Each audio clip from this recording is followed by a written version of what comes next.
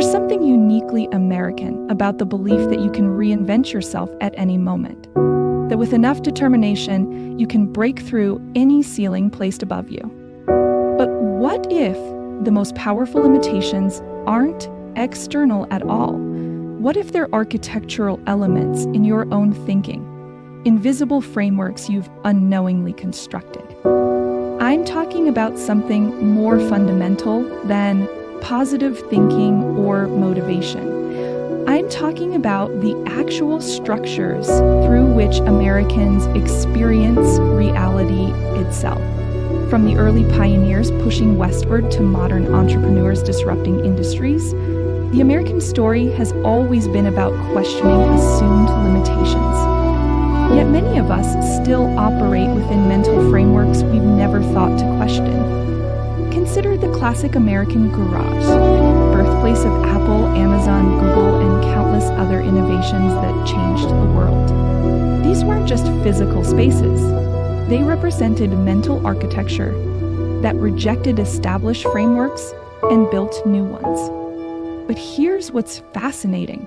The same capacity for architectural innovation exists in every area of life, not just technology or business. Take Maya Angelou, who transformed the painful architecture of her early experiences into structures of profound wisdom and beauty. Or Richard Feynman, who revolutionized physics by questioning the very frameworks physicists used to understand reality.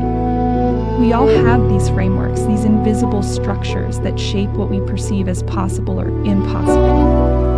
Most were installed early through family, education, and culture, often without our awareness or consent. Think about it. How many times have you heard someone say, "That's just how things are," or "That's just how I am"?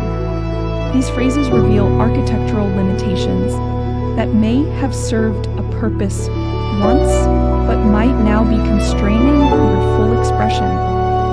Brief humorous aside, it reminds me of the classic experiment where fleas were placed in a jar with a lid.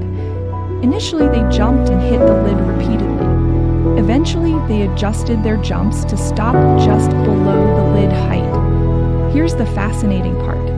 When the lid was removed, they continued jumping to the same height, never realizing the limitation was gone. We humans can be remarkably similar, operating within constraints that no longer exist except in our mental architecture. The good news? Unlike physical structures, these mental frameworks can be recognized and redesigned once you learn to see them. The first step is developing awareness of these structures in your everyday thinking.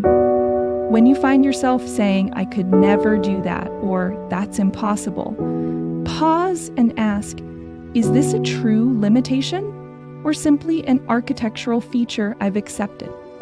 Americans have a particular gift for questioning the way things are.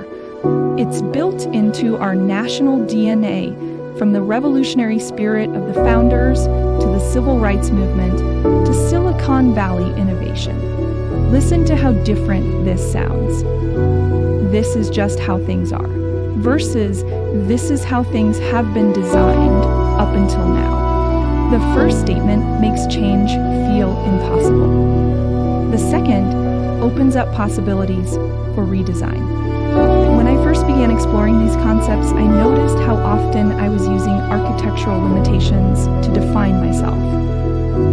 I'm not a morning person, or I'm terrible with names. These weren't facts about reality, but blueprints I had accepted and continually reinforced. By questioning these structures, not just the thoughts themselves, but the frameworks holding them, I discovered how much of what I considered just my personality was actually carefully constructed architecture that could be renovated or completely redesigned. For those interested in visual representations of these concepts, I've created a series of American thought architecture maps at abcvisuals.net, where abstract ideas take tangible form, helping you visualize the frameworks you might want to examine in your own thinking. The beauty of this approach is that it honors both American pragmatism and idealism. It's not about positive thinking. It's about fundamental redesign of the structures through which thinking itself occurs. What mental architecture are you ready to examine and possibly transform?